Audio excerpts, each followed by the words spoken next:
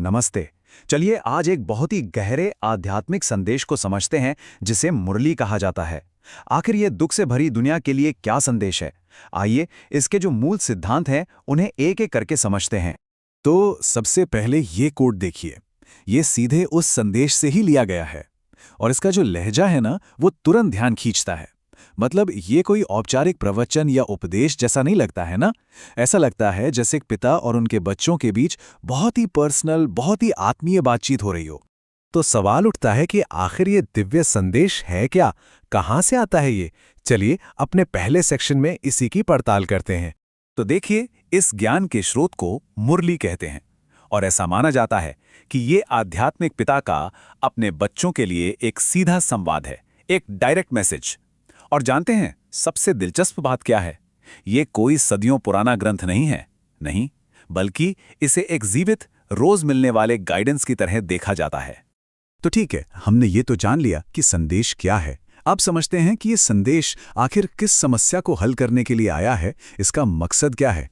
इस मुरली के मुताबिक जो मूल समस्या है, जो डायग्नोसिस है, वो ये है कि दुनिया इस समय एक ऐसे दौर से गुजर रही है जिसे दुख धाम कहा गया है। मतलब एक ऐसी जगह, एक ऐसी भूमि जहां सिर्फ दुख और अशुद्धता है। अब जरा इन दोनों दुनियाओं के फर्क को देखिए। ये वाकई में बहुत दिलचस्प है। एक तरफ है दुखधाम, जहां गर्भ को भी गर्भ जेल कहा गया है, मतलब वहां भी पीड़ा है। और दूसरी तरफ है स्वर्ग या सुखधाम, जहां वादा है एक ऐसी दुनिया का जहां सेहत भी परफेक्ट है और खुशी भी सच्ची और हमेशा रहने वाली है। तो ये सिर्फ बाहर के हालात का बदलाव नहीं है, ये तो अस्तित्व की पूरी अवस्था का बदलाव है। अच्छा, तो अगर दुनिया दुख धाम है, तो फिर इस दुख से बाहर निकालने का रास्ता कौन दिखाएगा? कौन है वो गाइड? तो इस गाइड को, इस मार्गदर्शक को एक बहुत ही प्यारा नाम दिया गया है, भोलानाथ, यानी भोले स्वामी। अब ये नाम देखिए, ये किसी दूर बैठे सिर्फ न्याय करने वाले देवता की छवि नहीं देता है ना, बल्कि ये एक ऐसे पिता की तस्वीर बनाता है जो बेहद प्यार करने वाला है, परोपकारी है और जो खुद अपने बच्चों का मार्गदर्शन करने के लिए आता है। और यहीं पर यह कॉन्सेप्ट और भी अनोखा हो जाता है।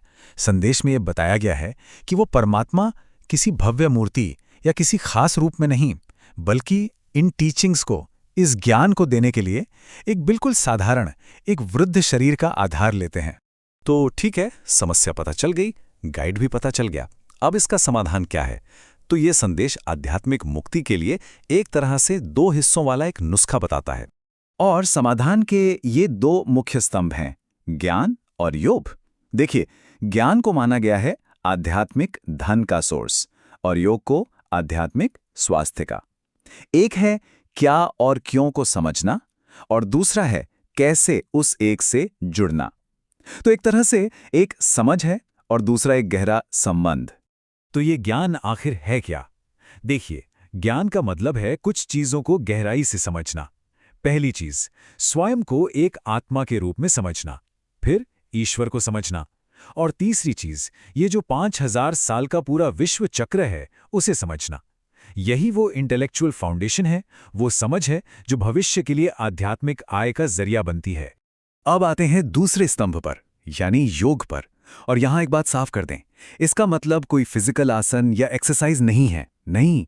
यहां योग का मतलब है याद, बस उस एक पिता को प्यार से याद करने का एक मानसिक अभ्यास। और ऐसा माना जाता है कि यही अभ्यास है जो आत्मा को प्योर करता है, जो पुराने पाप कर्मों के बोझ को जलाकर खत्म कर देता है और भविष्य के लिए एक सदा निरोगी शरीर की नींव डालता है। अच्छा, तो अगर कोई इस ज्ञान और योग के नुस्खे पर चलता है, तो आखिर में उससे मिलेगा क्या? क्या है वो वादा किया गया परिणाम?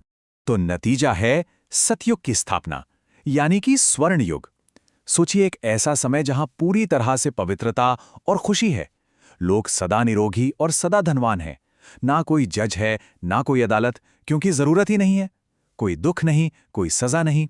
और इस राज्य पर शासन भी वही करेंगे जिन्होंने इस ज्ञान को पढ़ा और जीवन में उतारा है।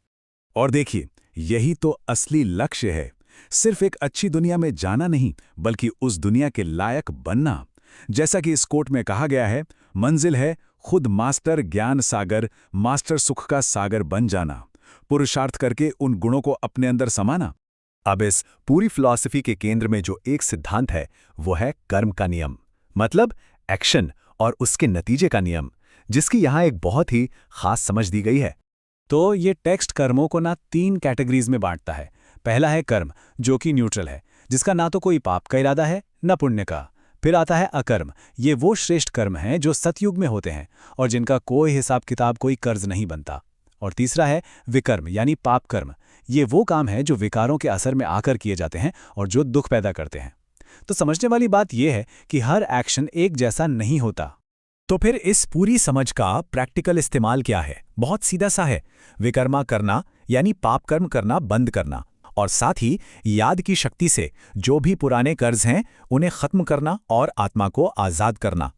तो अगर एक ऊंचा पद पाना है, एक हाई स्टेटस पाना है, तो उसका रास्ता इन 3 आसान कदमों में बताया गया है। पहला, निरंतर एक पिता को याद करना।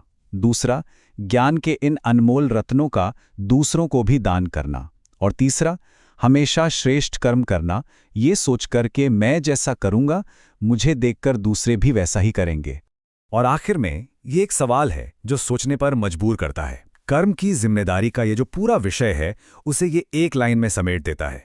इस जागरूकता के साथ जीने का मतलब क्या हो सकता है कि हर कर्म का, एक एक कर्म का हिसाब किताब होता है, उसका फल जरूर मिलता है। ये वाकई में सोचने के लिए एक बहुत गहरा सवाल है।